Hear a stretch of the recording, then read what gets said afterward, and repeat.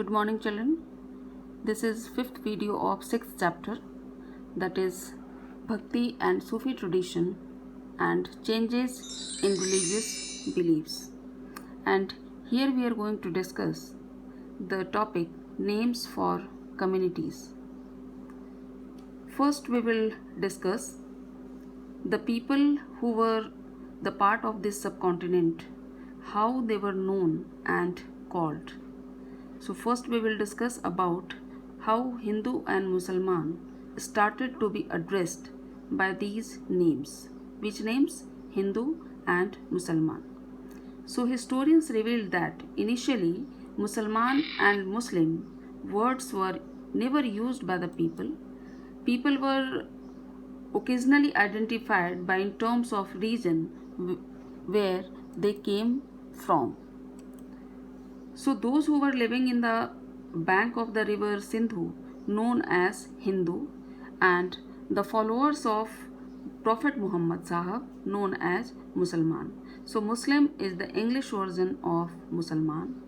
So the people who are living in Europe, they will be considered as European, as like Turkish ruler were designated as Turushka. Tajika were the people from Tajikistan and Parishka were the people from Persia.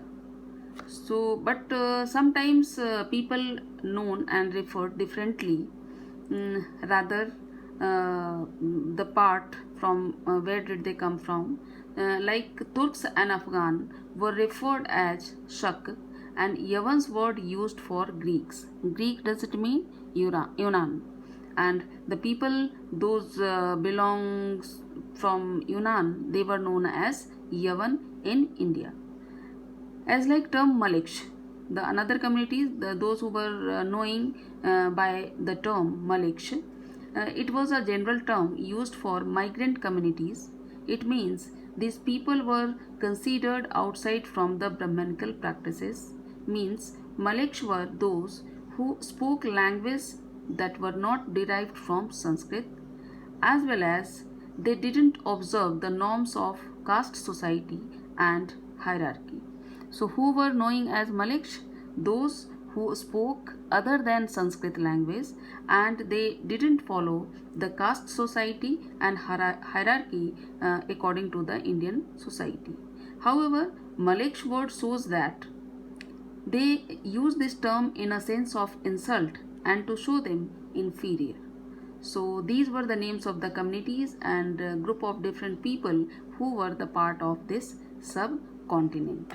Now the second topic, that is development of Sufism.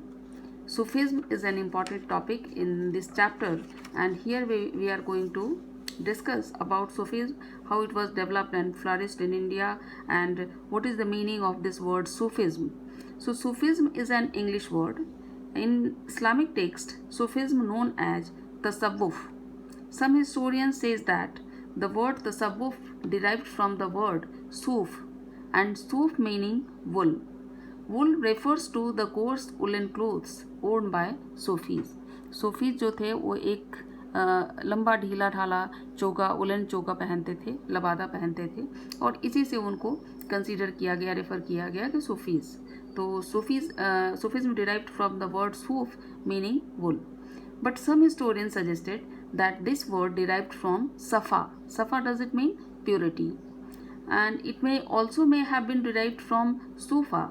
So the platform outside the Prophet Mosque where a group of close followers assembled to learn about the faith. Whose faith? Prophet Muhammad faith. So in this way, different meaning derived for the word Sufism. So here we are going to discuss about the community that was Sufism, their lifestyle and their contribution towards this society. In the initial years of Islam,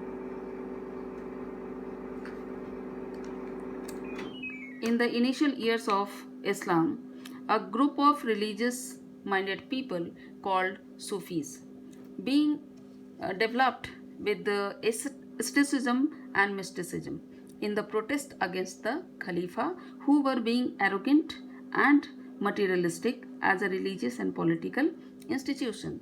So now the asceticism and mysticism. Asceticism तपस्या के मार्ग पे जो routine वे में जो lifestyle होती है उसको छोड़ करके एक अलग मार्ग अपना लेना, और डायरेक्ट कनेक्टिविटी गॉड से जो कनेक्टिविटी लिंक करने के लिए जो एक अलग मार्ग अपना लेते हैं और तपस्या के मार्ग पे चल पड़ते हैं, that is asceticism. And mysticism means God का जो रहस्य है, एक सुपर पावर का जो रहस्य है उसके बारे में जानना.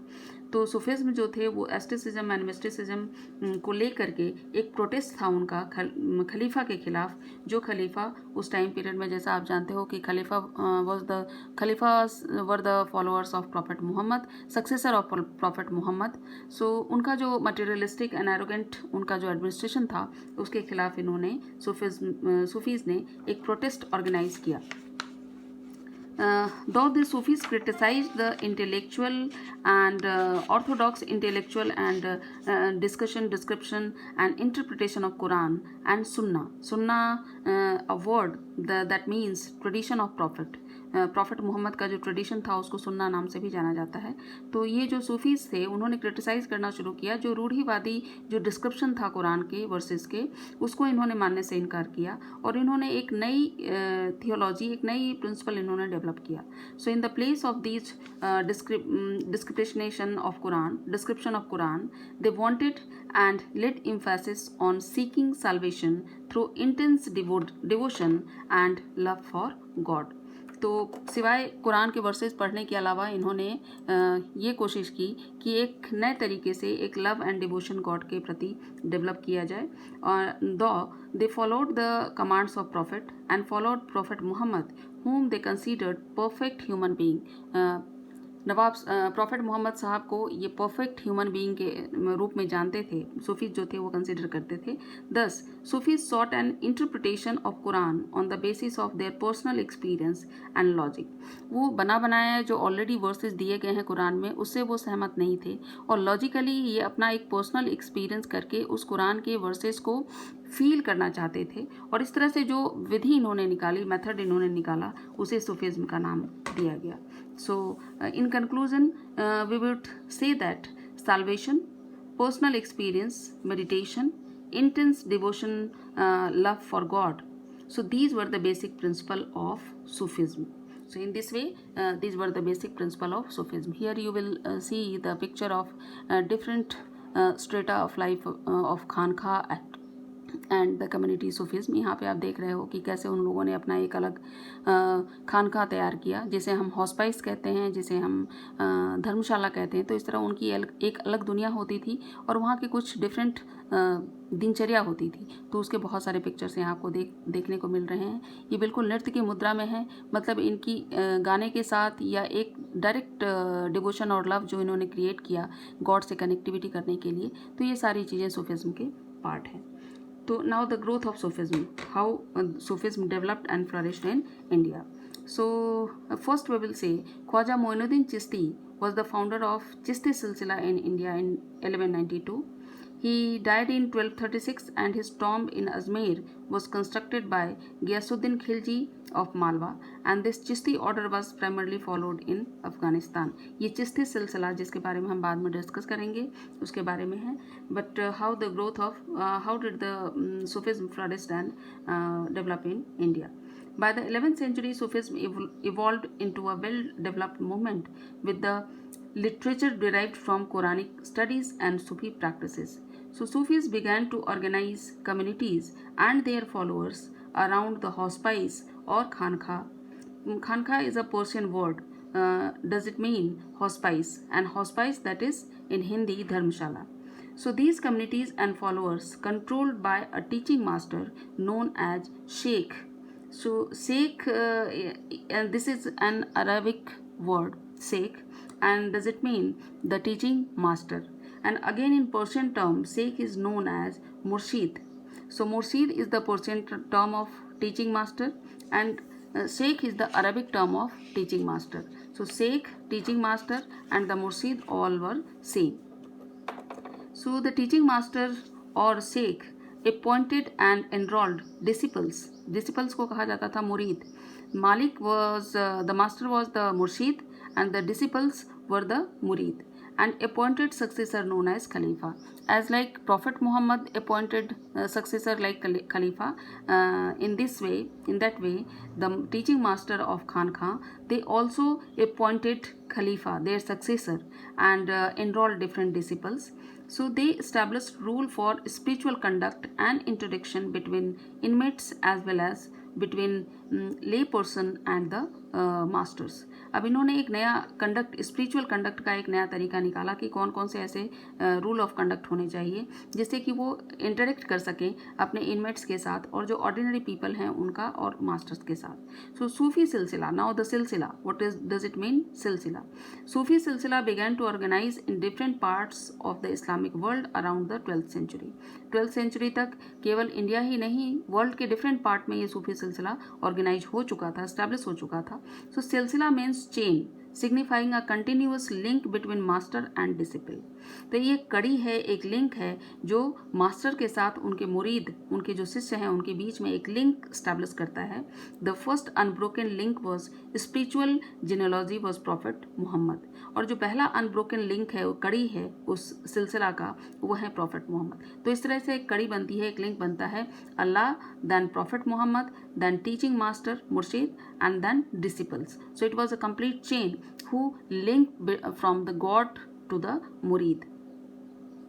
Through this channel, spiritual power and blessings were transmitted to devotees. और कहा जाता था कि इस तरह इस सिलसिला, इस कड़ी के माध्यम से जो स्पिरिचुअल पावर है वो ट्रांसमिट होता था अपने मुरीद के बीच में और डिवोटीज के बीच में. तो what were the deeds done by the मुर्शीद एंड मुरीद? सो स्पेशल सेरेमनी जिसको कहा जाता है इनिशिएशन, दीक्षा संस्कार जैसे हम हिंदी में कहते हैं. तो special ceremony were developed in which disciple और follower took an oath of loyalty and commitment. अब यहाँ जो खानखां में रहते थे उनको एक ओथ लेना होता था कमिटमेंट का और लॉयल्टी का. और अ पेस्ट गारमेंट, उनके लिए नियम था कि वो एक पेस्ट गारमेंट पहनेंगे. शेव देयर हेयर, अपने बाल उतारने पड़ते थे. When the sheikh died his tomb shrine, दरगाह, मजार जिसको आप कहते हो, पर्शियन वर्ड है दरगाह. सो जिसका मतलब होता है कोर्ट. हिंदी में अगर इंग्लिश में कहेंगे तो इसका मतलब हुआ, दरगाह का मतलब कोर्ट.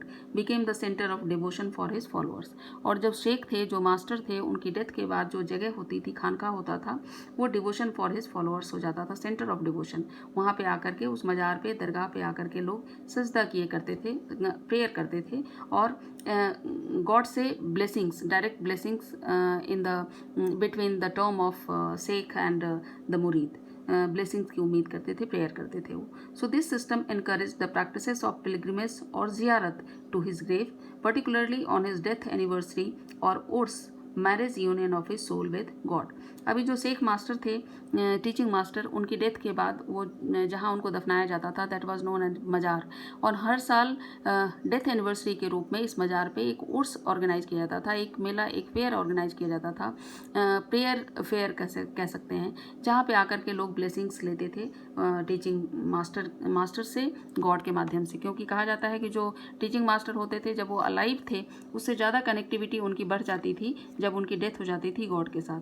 तो अब जो गॉड से कनेक्टिविटी उनकी बढ़ गई तो वो सीधे मुरीद को वो ब्लेसिंग्स दे सकते थे. इसलिए लोग इकट्ठे होते हैं वहाँ पे, भजन, कव्वाली, जियारत, ये सारी चीज़ें होती हैं और लोग गॉड से प्रेयर करते हैं और ब्लेसिंग्स की उम्मीद करते हैं.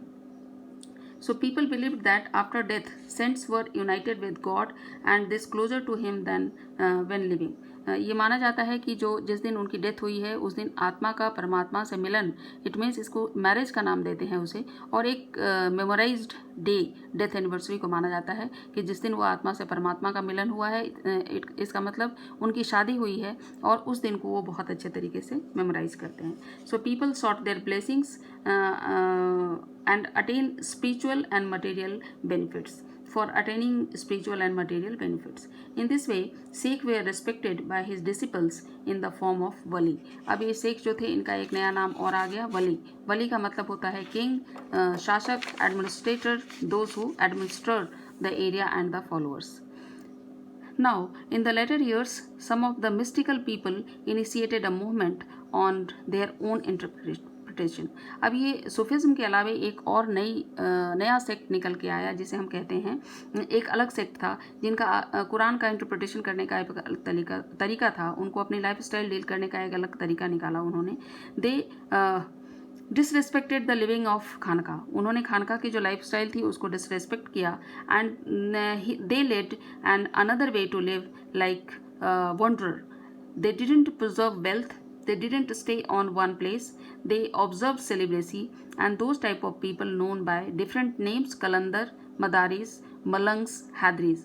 तो आपने देखा होगा कि दाढ़ी बड़ी हुई, लंबा सा ढीला ढाला चोगा पहने हुए, जगह जगह तानपुरा बजा करके और गाते, और एक जगह इनका कहीं निवास स्थान नहीं होता था। तो इस तरह के जो लोग थे उन्होंने एक अलग खानखा की लाइफ स्टाइल को इन्होंने डिसरिस्पेक्ट किया और ये अलग अपना एक डिवोशन निकाला, एक अपन way of devotion towards God इन्होंने निकाला, जिनका नाम दिया गया कलंदर, मदारी, मलंग्स, हैदरी। ये एक अलग सेक्ट था जो सूफिज्म का ही पार्ट माना जाता है।